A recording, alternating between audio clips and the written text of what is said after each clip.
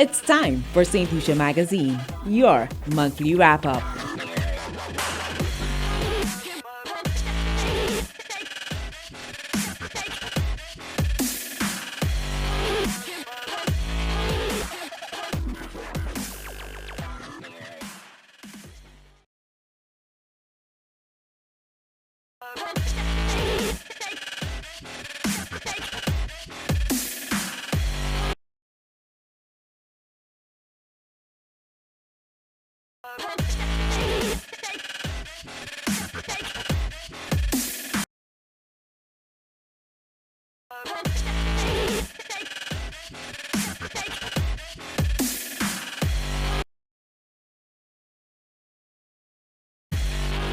It's time for Saint Lucia Magazine, your monthly wrap-up.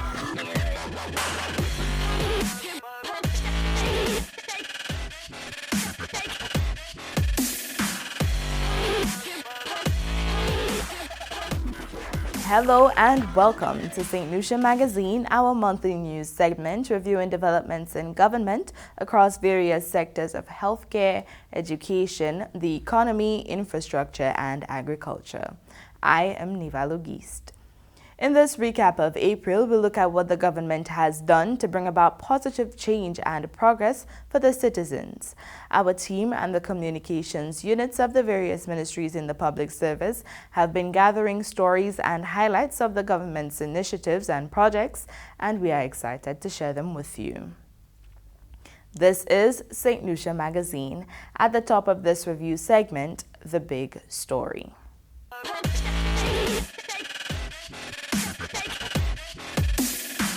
To begin the Big Story segment, Prime Minister Philip J. Pierre presented the 2024-2025 Appropriations Bill following the tabling of estimates in March.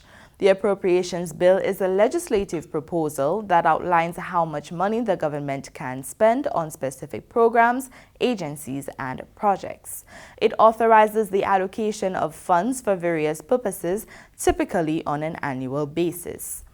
The estimates of revenue and expenditure, on the other hand, are forecasts or projections of the government's expected income and planned spending for the fiscal year. These estimates provide policymakers with insights into how much money the government expects to collect from taxes and other sources, as well as how it plans to allocate those funds. The Appropriations Bill 2024-2025 is described as a budget for all. Riani Isidore tells us more. On April 23, 2024, Prime Minister Honorable Philip J. Pierre presented his third budget policy address in Parliament. His 2024-2025 budget is rich with policies that will shore up the country's fiscal position, encourage investment and economic development, and positively impact the lives of everyday St. Lucian citizens. Mr. Speaker, in this year of infrastructure, I am satisfied that we have undertaken sufficient policy initiatives and interventions to realize the objectives of greater efficiency, effectiveness, and responsiveness in our physical, social, and digital infrastructure.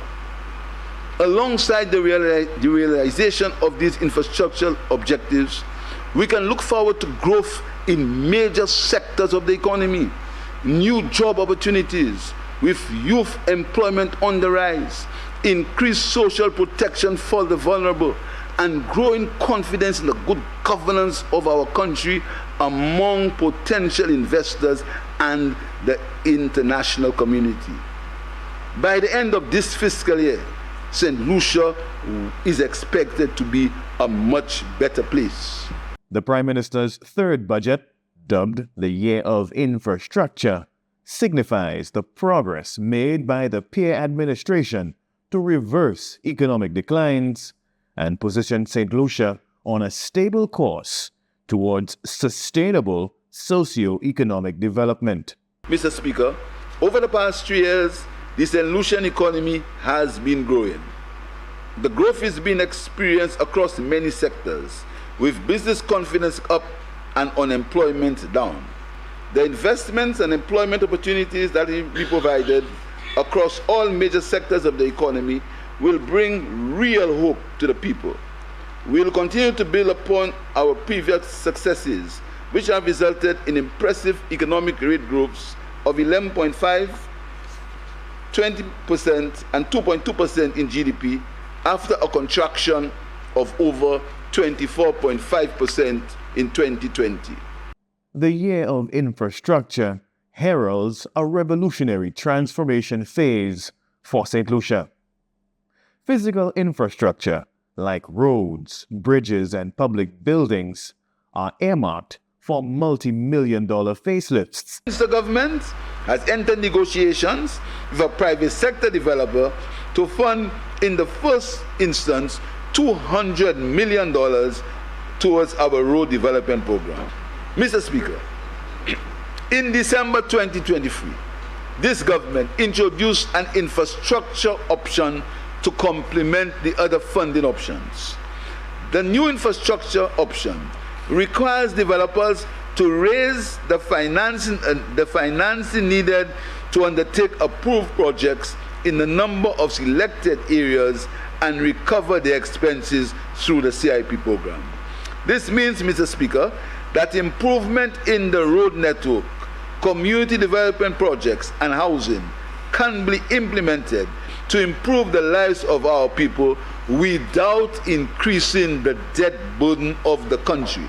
The government will invest significantly in the digital space to improve efficiency in the public service and better serve the public.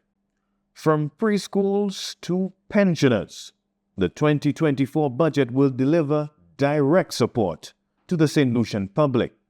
A one-off payment of $2,500 will be made to each of the 93 privately registered early childhood centers to assist with the purchase of educational supplies. Mr. Speaker, are you aware that there are government pensioners and other pensioners in this country who earn $300 a month pension? Effective August 1st, 2024, the minimum pension payable to government pensioners will be increased to $725. Prime Minister Pierre has designed a comprehensive budget that will enrich the standard of living of ordinary St. Lucians, provide increased support for vulnerable groups, and accelerate national development. Meanwhile, a highlight of the appropriations bill presented was the announcement by Prime Minister Honorable Philip J. Pierre that government was in an advanced stage of working on a minimum livable wage for St. Lucia. A widely anticipated development of a subject, a minimum livable wage, crucial for promoting both individual well-being and societal progress. This is why, in 2022, we appointed a Minimum and Equal Wages Commission comprising representatives of the trade unions, private sector, and governments. I'm pleased to report, Mr. Speaker, that this commission has completed its preliminary report, and the way forward will be as follows. In compliance with the provision of the Labour Act, Cap 16.04, the commission shall proceed to prepare the draft order containing a recommended minimum wage for publication in the Gazette and to present its recommendations to the representatives of employees and employers as prescribed by the Labour Act.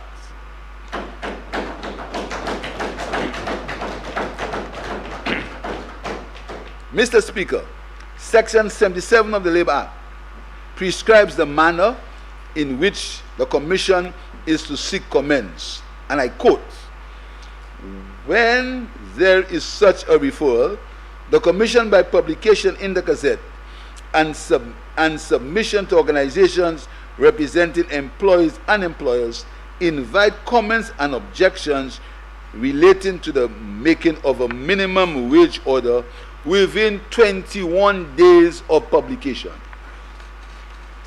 And on the issue of objections, Section 87 reads as follows: objections to the making of a minimum wage order shall be submitted to the minister, stating A, the grounds of objections, B, the nature of that person's objections in that manner, and C, such additions, modification, or amendments to the draft order that the person may think fit.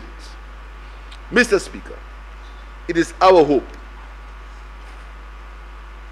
and our desire to follow the rules that St. Lucian workers will have a new minimum livable wage by August 1st, 2024. The Republic of China Taiwan has donated $18.5 million towards St. Lucia's Constituency Development Program, CDP, formally on Monday, April 29th. Melissa Paul has the details. The Republic of China Taiwan has pledged $18.5 million towards St. Lucia's Constituency Development Program, CDP. This partnership between the Republic of China Taiwan and the Government of Saint Lucia was formalized in a record of donation ceremony that took place on Monday, April 29th. It is undeniable that community development stands as the bedrock of national progress. And I recall the touching commendation from my previous visits to various CDP sites, accompanied by MPs and officials from the Department of Economic Development. And it was heartening to witness unanimous praise for the CDP during the recent parliamentary debates.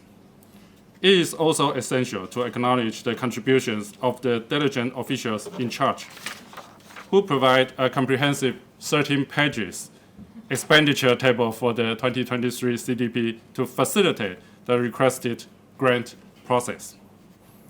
The CDP is a vital initiative in the development of local communities and the improvement of the lives of St. Lucians across the island. The funds will be distributed across all 17 constituencies in St. Lucia, with each member of parliament receiving an allocation for their respective constituency, ensuring equity and equality. Everybody in St. Lucia deserves to have a better quality of life. Regardless of who you vote for, you ought to have a better quality of life. It's your right to have a better quality of life. And what the CDP does is, in these small programs, in these little projects, they improve the quality of life of the people of the country. And this is why it is so important that we understand the nature of the CDP and the flexibility that we must have as far as the CDP is concerned. Prime Minister Pierre has emphasized that the allocation of funds through the CDP program is aimed at improving the lives of all St. Lucians, irrespective of their political beliefs or affiliations. He has encouraged civil servants to prioritize the prompt implementation of projects without any bureaucratic obstacles, emphasizing the significance of swift action to initiate projects for the welfare of the general public. So I want to urge the permanent secretaries, implementation must be the answer for the year of infrastructure. Implementation. We have to remove the bottlenecks.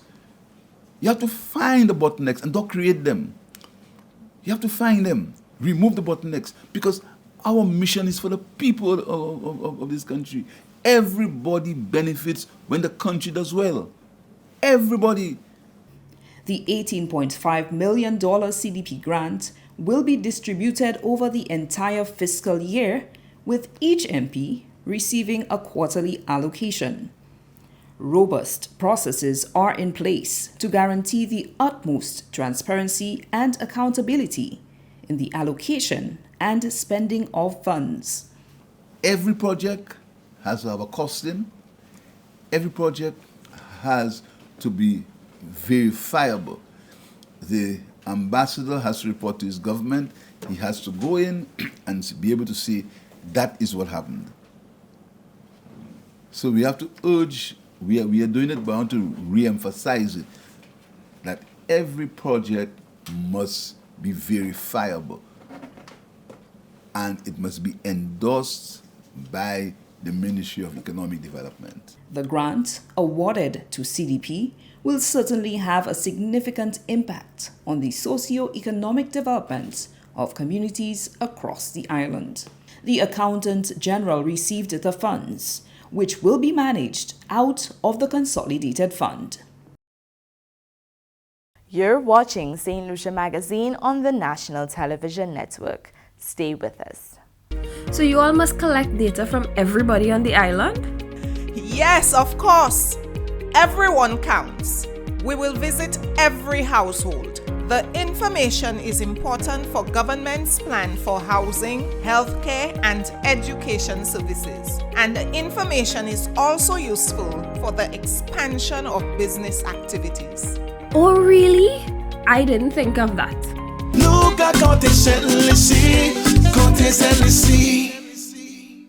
Hello and welcome back. You're watching Saint Lucia Magazine. This recap is a look back at the Government of Saint Lucia enacting a new public debt management legislation. The government saves residential property owners millions with the amendment of the Land and House Tax Act, and Saint Lucia sees a decline in the unemployment rate over an extended period of time.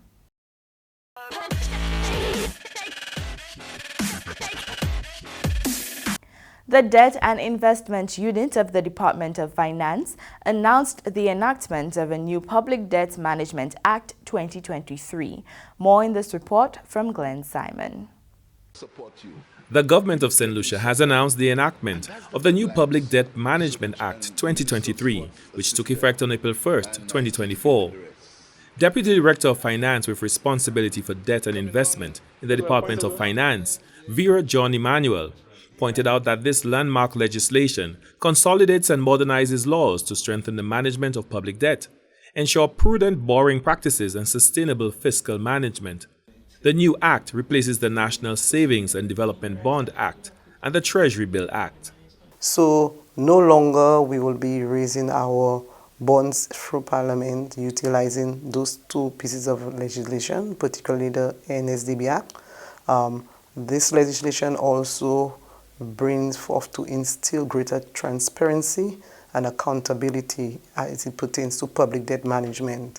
It requires government to report to Parliament in terms of the medium-term debt strategy, also providing audiences with what the approved borrowings was and how did the debt management unit went on to contract those debts, the terms and so forth. So much greater transparency will be coming into the Parliament through that piece of legislation.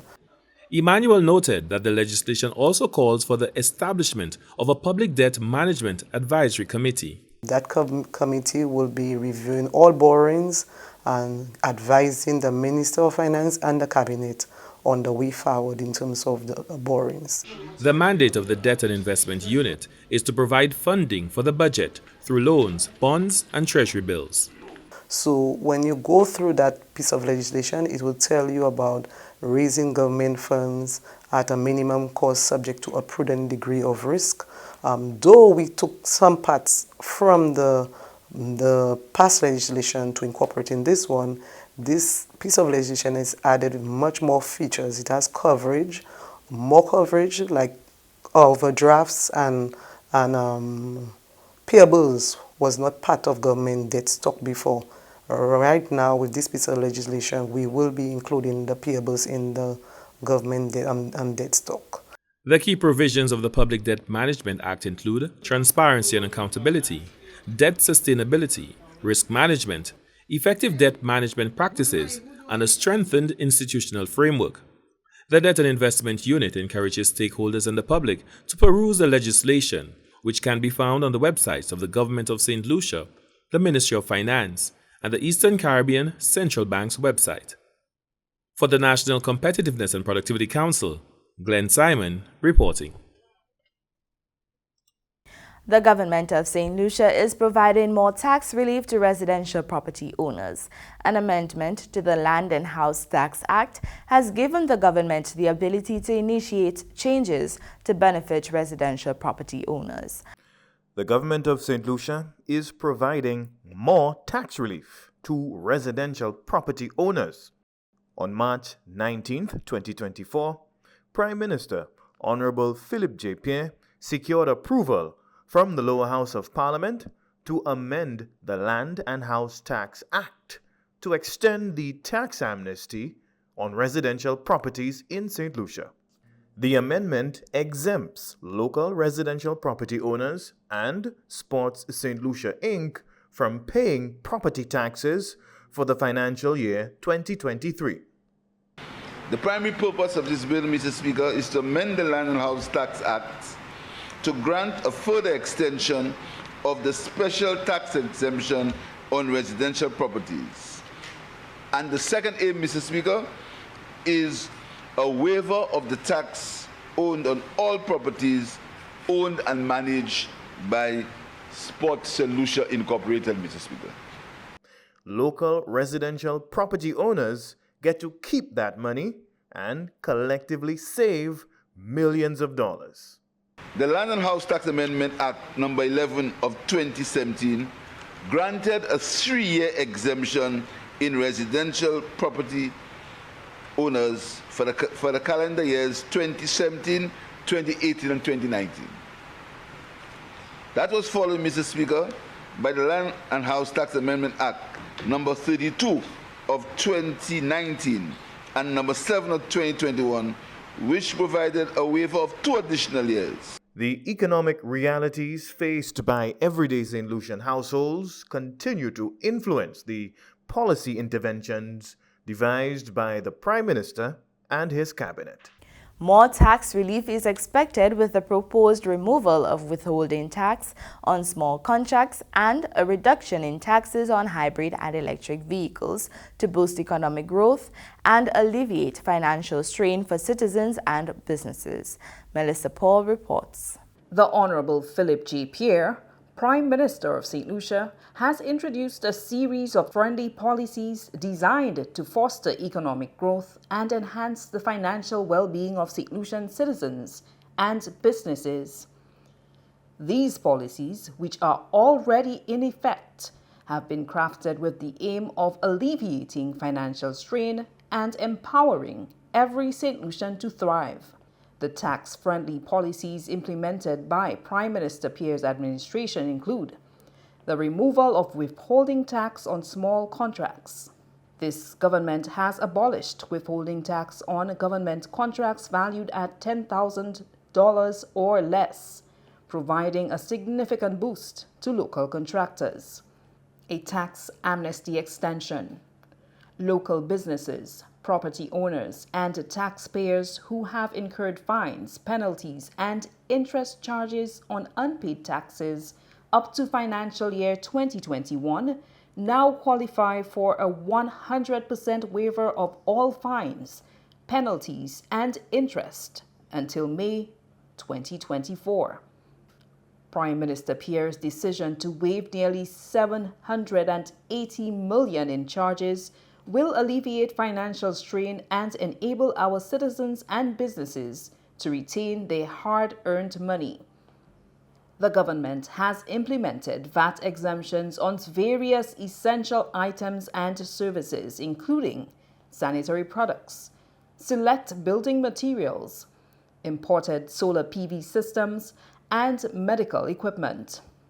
Furthermore, the taxes for hybrid and electric vehicle imports have been significantly reduced from 35% to 5%, promoting environmental consciousness and accessibility. The Land and House Tax Act has been amended to extend the tax amnesty on residential properties in St. Lucia. Local residential property owners and Sports St. Lucia Inc. are now exempt from paying property taxes for the financial year 2023, providing much-needed relief to residential property owners. Prime Minister Pierre's administration has raised the income tax threshold from $18,000 to $25,500 annually. As a result, St. Lucians earning less than $25,500 a year will pay $0 in income tax, ensuring a fair and equitable taxation system. According to Prime Minister Pierre, these people-friendly fiscal policies highlight this government's commitment to strengthening economic resilience and empowering every St. Lucian to thrive. We will continue to create an enabling environment for businesses to prosper and for citizens to achieve financial security. These policies demonstrate the government's unyielding resolve to enhance the welfare of our citizens and encourage a conducive environment for business growth and development. With these policies already in effect, St. Lucians are expected to save millions of dollars annually from tax exemptions and amnesties. The government is touting the success of its economic policies following a significant drop in the unemployment rate in 2023. A 14% unemployment rate is reportedly a record low over an extended period. Riani Isidore tells us more. 2023 was one of the best years for job creation in St. Lucia in 16 years. Under the stewardship of Prime Minister Honorable Philip J. Pierre, last year's hiring surge significantly reduced the unemployment rate to a record low of 14% nationally. Prime Minister Pierre's leadership has inspired confidence in the local economy. His policies stimulate economic activity and connect ordinary St. Lucians with new job opportunities. The government was able to finalize numerous foreign investment projects, building on the economic momentum from 2022. Small businesses are vital for our economic development, and the government, under the Prime Minister's leadership, is investing heavily in the micro, small, and medium enterprise sector. The Youth Economy Agency and the MSME Loan Grant Facility are breaking down barriers for our youth and local entrepreneurs by connecting them with resources, training, soft loans, and grants to fund their ideas and fuel their aspirations.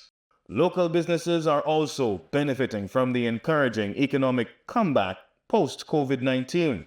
The St. Lucia Chamber of Commerce has confirmed that its members hired more workers and reported increased profitability in 2023. The Prime Minister leads a cabinet of ministers and heads a government that will continue implementing the right mix of economic policies to attract foreign investment, stimulate wealth creation, and encourage economic growth in the local economy to drive unemployment down into single digits. When we come back, the fishers and community of Miku are to receive a new jetty. The Central Statistical Office to introduce Producer Price Index for the manufacturing and construction sectors, and April was recognized as Youth Month. The Ministry of Agriculture, Fisheries, Food Security and Rural Development is placing heavy emphasis on the concept of food security. It's our prosperity, our future. There are business opportunities in fisheries and aquaculture. If you are involved in this sector or you are a member of the Fishers Cooperative, you are entitled to rebate on fuel consumed. The Ministry of Agriculture, Fisheries, Food Security and Rural Development also provides technical support and training as well as juvenile fish for aquaculture or aquaponic farmers. If you are interested in business opportunities in fisheries and aquaculture, you can contact the Chief Fisheries Officer at 468-4135 for further details. The community of Miku celebrated a significant development set to transform local livelihoods. The construction of a new jetty promises not just improved infrastructure, but a gateway to new opportunities for the fishing industry. This vital project underscores a commitment to bolstering safety and efficiency for our hard-working fishermen. Anicia Antoine has more. A sword-turning ceremony was held for the construction of a jetty in the community of Miku, signifying a dawn of new opportunities with improved infrastructure, productivity, and resilience within the fisheries sector. The new jetty's construction forms part of a broader component of the government's development agenda, directly benefiting local fishermen by enhancing safety measures and facilitating smoother operations. Parliamentary Representative for Miku North, Honorable Jeremiah Norbert, says initiatives such as this underscores the government's commitment to empowering local communities and leveraging the untapped potential of coastal regions for sustainable growth. The fishermen of Miku, they have been and they continue to contribute and continue to be major contributors to the economic development of Saint Lucia. So every opportunity that we get to do something for these fishermen, we should welcome it. We should make the most of it. So I'm happy that when I call, and I call very often, and I think the minister said that he alluded to the point that I don't give him a chance to sleep, even the Minister of Infrastructure. And that is because of I understand what it means for the people of Miku, for the fishermen of Miku, what this jetty means for them. Speaking at the ceremony, Minister for Agriculture, Fisheries, Food Security and Rural Development, Honorable Alfred Prosper, expressed his excitement for the project and stressed its potential to transform the fishing community. I'm very happy today that we are here for this sword-turning ceremony to kickstart a wooden jetty, which I know will be a lot more effective and efficient in terms of its functions. Government is doing a lot for our fishers because we understand the role that our fishers play in helping us meet our food security and nutrition. And we will continue to provide them the support that they need. As construction is slated to commence, the Government of Saint Lucia reaffirms its commitment to stimulating economic activity and fortifying coastal communities against challenges that plague the fisheries industry. From the Communications Unit of the Ministry of Agriculture, I am Anicia Antoine reporting. The production of a Producer Price Index (PPI) for the manufacturing and construction sectors in St. Lucia will soon be an added data set of the Central Statistical Office.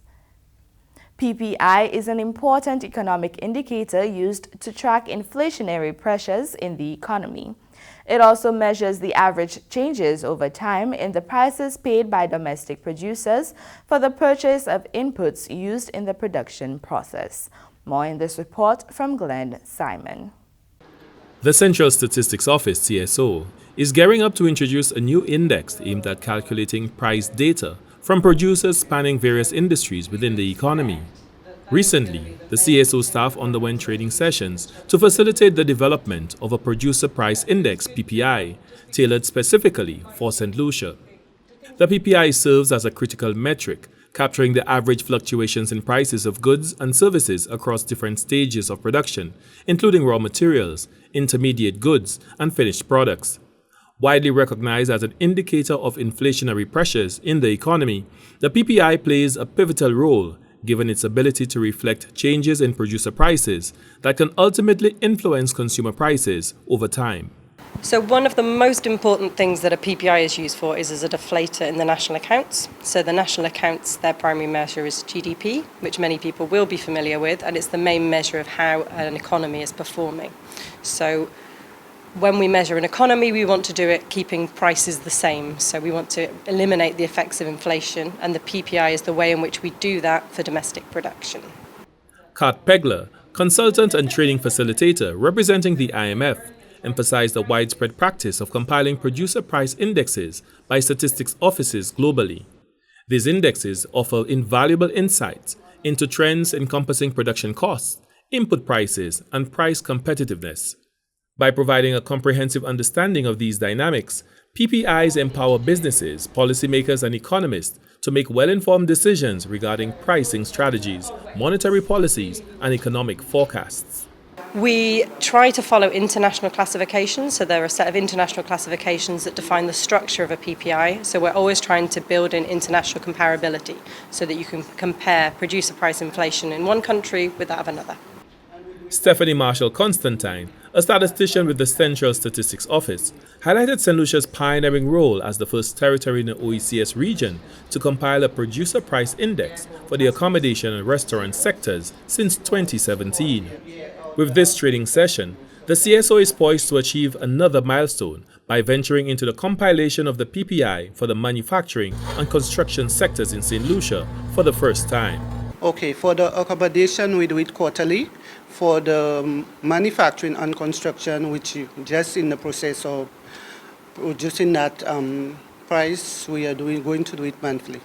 The overarching goal of the trading in Producer Price Index is to equip the Central Statistics Office with the capability to initiate data collection for the production of PPI, starting with the manufacturing sector as a priority and subsequently extending to the construction sector at a later stage. It's less of a training, more of a kind of hands-on workshop. So we're reviewing all of the data sets that we might have available that will underpin the PPI and thinking about the methods, designing questionnaires. So it's more of a kind of collaborative piece of work to help develop the PPI. While consumers may not directly engage with the PPI in their daily activities, policymakers, businesses and consumers need to understand and monitor the producer price dynamics for informed decision-making. For the National Competitiveness and Productivity Council, Glenn Simon reporting. April was Youth Month. The Minister for Youth Development and Sports has championed the government's steadfast commitment to nurturing our youth with an array of activities and the policies driving forward the agenda for youth development in our country. Ryan O'Brien tells us more. Youth Month 2024 will be launched on Friday at Constitution Park ahead of a packed month of activities scheduled for various locations around the island. Director of Youth Development, Rohan Lubo, is appealing to the general public to come out and support the youth of St. Lucia as they celebrate Youth Month. Meanwhile, Youth Development and Sports Minister, the Honorable Kenson Casimir, is optimistic that the policies of the St. Lucia government will continue to enhance the development of the nation's youth. So I'm certainly looking forward to Youth Month this year. I think as a ministry, we've been working on a youth policy for a number of years now, and I think we are going to definitely have that launched in the month of April in celebration of our young people. We've been negotiating and putting together a Skills 758 app as well, a very important application for young people to really expose themselves to St. Lucia, the region and the world in terms of what skills and talents they have in search of employment. And so we're looking to launch that app this month as well. And of course the customary youth parliament and activities throughout the communities and constituencies. I think we're looking forward to continuing to celebrate our young people. St. Lucia have shown that in the region they really stand tall. Recently in the Caribbean Youth Awards, St. Lucia was able to cop at least 4 awards, which showed that the rest of the region respect the youth development thrust in St. Lucia, and we're only hoping for more and better in the coming year. Among the highlights for the month will be the island-wide Skills 758 app roadshow, scheduled for April 13 and 14, and a youth retreat at the Babino Multipurpose Center on April 27. From the Ministry of Youth Development and Sports, I'm Ryan O'Brien. Still to come, CAFA's 68th Health Research Conference was hosted in April. St. Mary's College Court Rehabilitation Project receives funding. 4 secondary schools are being transformed into technical and vocational training centers, and a youth service center is underway.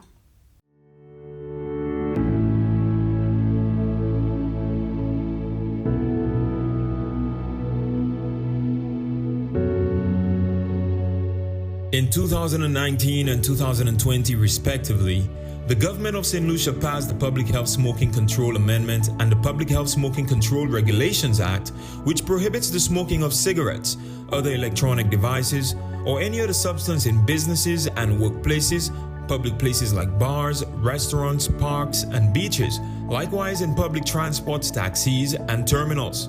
We all need to be aware of these new laws and support the smoking restrictions to ensure our health and safety. Fines for offenses are up to $5,000 for individuals or $10,000 for business entities on summary conviction. In this era of COVID-19, smoking and exposure to smoking are unhealthy practices since they are associated with adverse outcomes for those who contract the disease.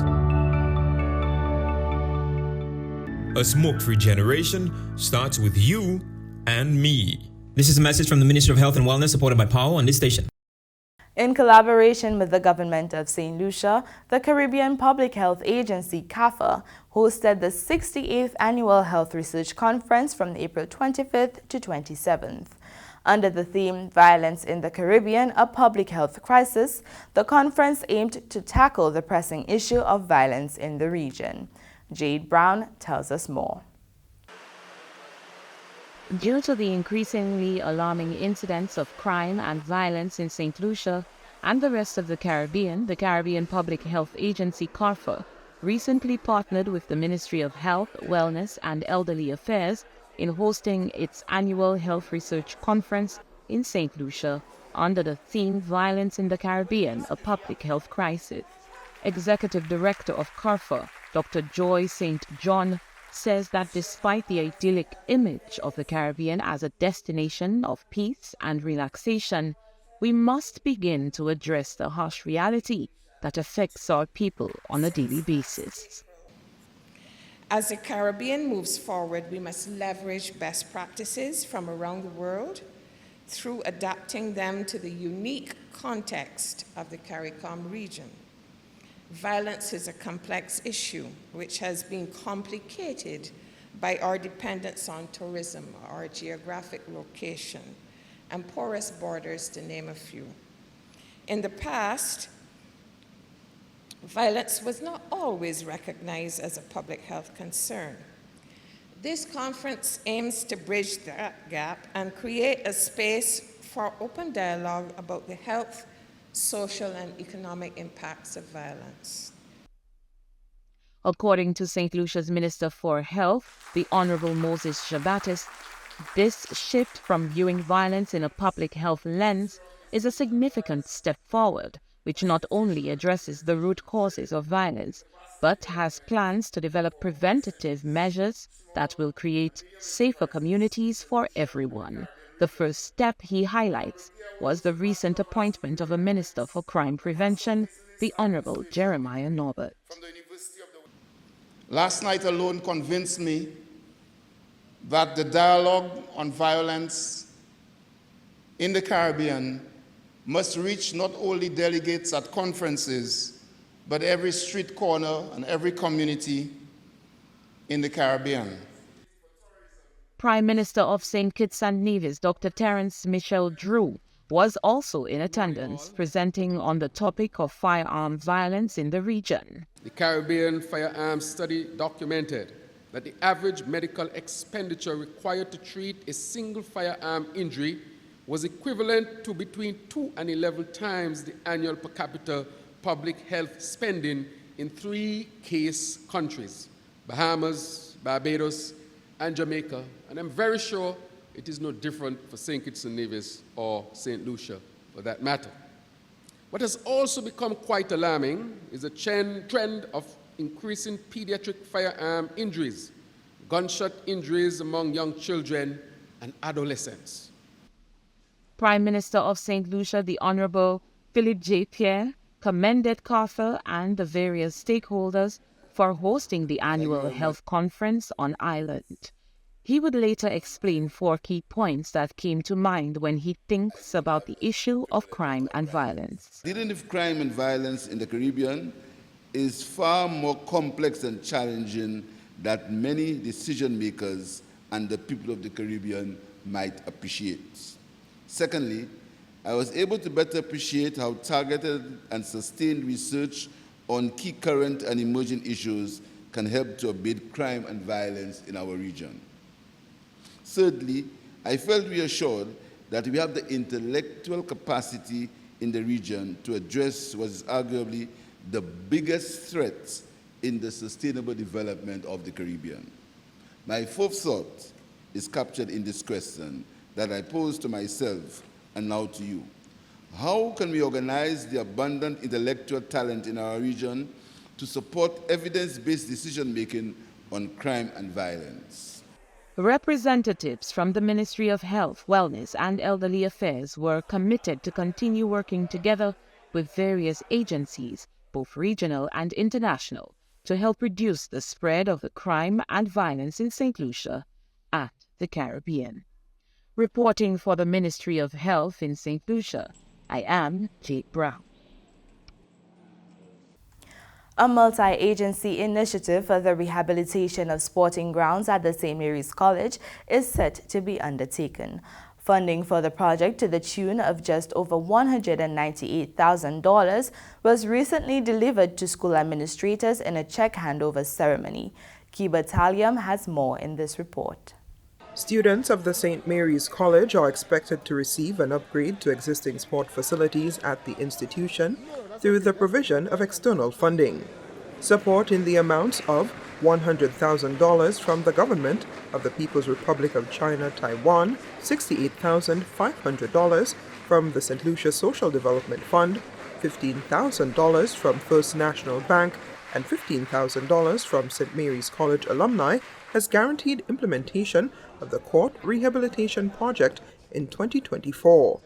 Reflecting on the overwhelming support extended by donors, Acting Principal of the St. Mary's College, Neil Fontenelle, affirmed his intention to ensure accountability in the management of funds received is maintained at every step of the project. The plan is essentially to resurface the court, first of all, to relay the fence, relay the tennis net, bring in state-of-the-art basketball rims, and we're also hoping to erect some bleachers. Deterioration of the court surface prompted urgent action to maintain the safety of students at the institution, which has been housed on the VG Peninsula from July 1952. Chairman of the St. Mary's College Board of Management, Anthony Bousquet, expressed gratitude to agencies providing the financing required for rehabilitation. When one examines the court at St. Mary's College and sees the exposed jagged edges of the 1-inch aggregate stone, we can see that this project has now ventured into the realm of health and safety. According to Executive Director of the St. Lucia Social Development Fund, John Victorin, the support extended is a direct effort to improve the lives of the student population. It is these life skills that will help us transform into better individuals and more productive individuals, and at the end of the day, that redounds to the benefit of our country, the development of the country, and the interests of us all as citizens of St. Lucia. Corporate partner First National Bank described support for the venture as reaffirming its commitment to national development. We are just committed to education, youth, sports, and social development here in St. Lucia. His Excellency Peter Chen, Taiwan's ambassador to St. Lucia, identified the encouragement of holistic growth as the impetus for continued support of his government. On behalf of the Government of the Republic of China, Taiwan, I would like to express our ongoing support to the significant development in St. Mary's College, emphasizing the holistic development of the students, encompassing morality, intelligence, physical health, and aesthetics remains paramount. Member of Parliament for Castries North, Honorable Stevenson King, who was instrumental in sourcing funding for the rehabilitation project, disclosed of an upcoming meeting with a US-based firm expected to initiate a pilot project which will also benefit the institution. I'll select St. Mary's College as one of the courts we will use as a pilot to improve on the playing surface so as not to cause any injury to you, the boys, whenever you use the court. I'm promising you, not for 4 years or after 4 years, I'm promising you within the next 24 months that I will undertake a project to light the court. Work on the St. Mary's College rehabilitation project is expected to reach conclusion within the calendar year. From the Communications Unit of the Department of Education, Innovation and Vocational Training, I am Kiba Talium reporting. Work to transform 4 secondary schools into full-fledged technical and vocational education and training TVET-centered institutions is said to be progressing smoothly. Chris Satney reports on a recent visit to the 4 schools by the TVET and Plant and Equipment units of the Ministry of Education. The 4 schools being transformed into dynamic TVET centers are namely Angers Secondary, Grand Riviere Secondary, PI Secondary, and the Stanley John Odlum Secondary Schools. With the transformation of these schools, the Ministry of Education is seeking to achieve several goals, including providing a dynamic student-centered curriculum for diverse and inclusive education, establishing a work-based approach, aligning education with industry needs at local and international levels, enhancing human resource capacity and resilience through skill-based learning, and offering varied qualifications with multiple entry points to access these qualifications. The thrust of the TVET project, according to Education Officer for TVET Delthea Natram, is creating the groundwork for a highly skilled workforce that can spur innovation and sustainable growth across a range of industries by investing in the professional development of secondary school students. She spoke following a tour of some of the schools earmarked to become TVET-centered schools. The students who will be attending those schools or who are already attending some of these schools, they will be on a career pathway. So there will be solid support for them, both in terms of their training needs, training them towards occupational areas, as well as an emphasis on developing the whole child, because you want to put out there the ideal worker who's imbued both with hard skills as well as those transferable skills that will allow them to not just attain jobs, but to retain jobs.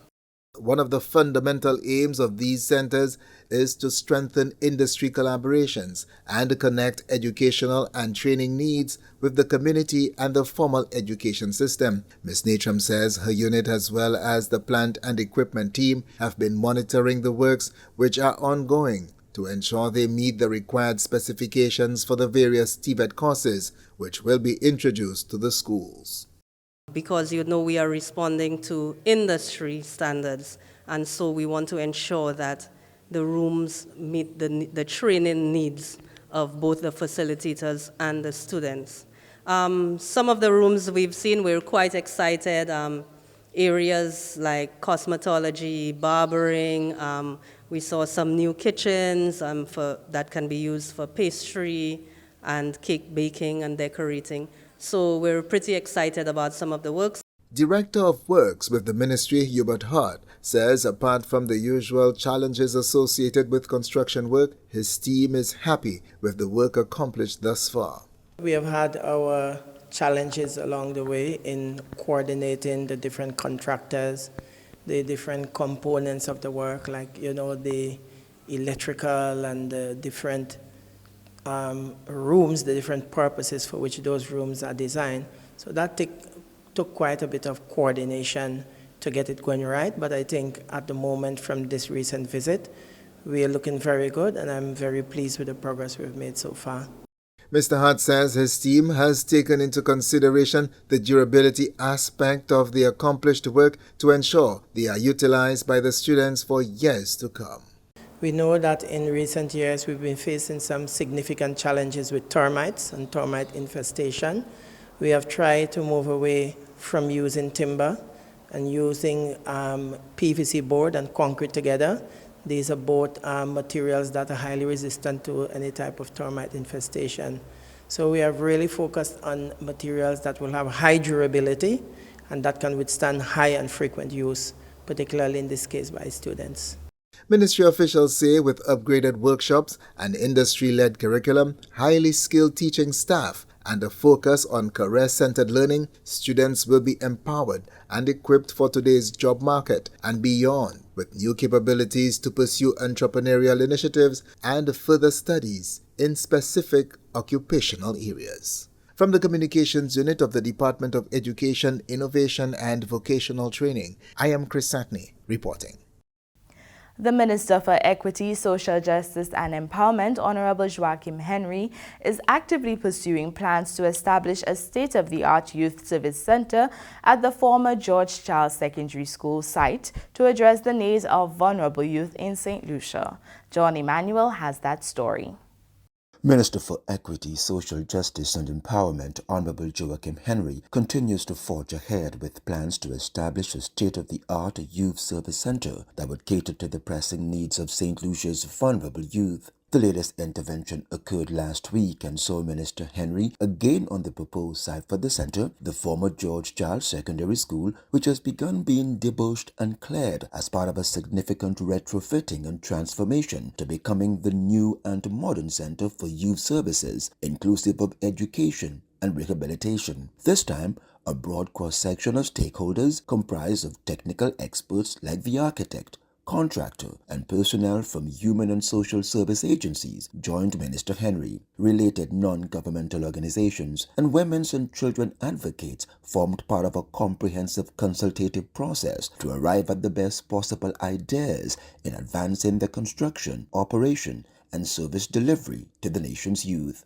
I want to thank all those persons from critical stakeholders, finance, heads of social agencies, young persons like Cherry, Raise Your Voice in Catherine Silis, and the persons from Overseas One Zoom, Clementia Eugene. This was really a rich group of individuals. The head of an Adventist church was there. They just had a lot of people represented across the board to make it a rich thing. Minister Henry says he and the government of St. Lucia remain committed to the transformation of the former George Charles Secondary School into a modern and well-staffed National Youth Service Center that will replace not only the over 60-year-old Boys Training Center, but will also house institutions like the Upton Gardens Girls Center and the New Beginnings Transit Home.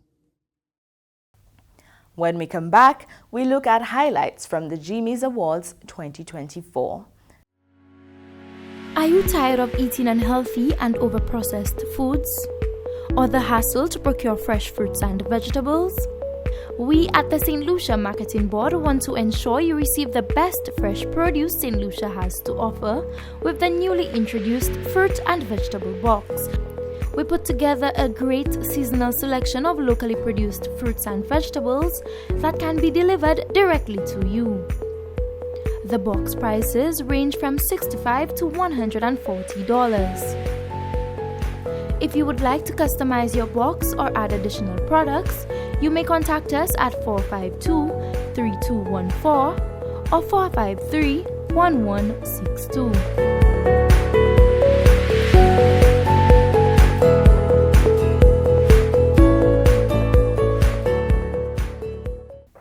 Thanks for staying with us. Annually, the Jimmy's St. Lucia's Tourism Awards give recognition to the best practices and contributions to the island's tourism industry, with categories ranging from Best Sustainable Tourism Initiative to the Best in Hospitality Excellence. The awards highlight the diverse efforts made at enhancing visitor experience whilst preserving the island's natural beauty and cultural heritage. Named after the island's iconic pitos, the Jimmy's, now in its second year, was recently held on April 13th. The event was hosted and coordinated by the Ministry of Tourism, Investment, Creative Industries, Culture and Information, along with partners the St. Lucia Tourism Authority and St. Lucia Hospitality and Tourism Association. Accolades were bestowed upon individuals and businesses for their outstanding achievements within the industry. Among the prestigious titles awarded, Jean-Louis Mathre claimed the People's Choice Award, whilst Randy LaFontaine clinched the Youth in Tourism Prize. Independent Restaurant of the Year honors went to Jacques Waterfront Dining, while the Wedding and Events Planner of the Year title went to By Charlie Limited. Cox & Company Limited emerged triumphant as Destination Management Company of the Year. Excellence in accommodation was recognized and awarded to Hotel Chocolat, Landings Resort and Spa, and Sandals, as they were named Small, Medium, and Large Hotel of the Year, respectively. Let's take a look at the highlights. April 13, 2024, the island of Saint Lucia was illuminated with the splendor of the second annual Jimmy's Awards, a ceremony that celebrates the unsung heroes of tourism, people who elevate the island's charm and global appeal. Named after Saint Lucia's tallest peak, Mount Jimmy, the Jimneys spotlight individuals and organizations that tirelessly enhance the tourism experience. From local artisans to the stalwarts of the hospitality industry, 31 Jimmies were presented in a gala fashion that brought together the best of the best. Among the night's honorees was Carmelita Xavier, a veteran of the tourism industry, who received the prestigious Lifetime Jimmy Award for her decades-long commitment to promoting and innovating travel in St. Lucia.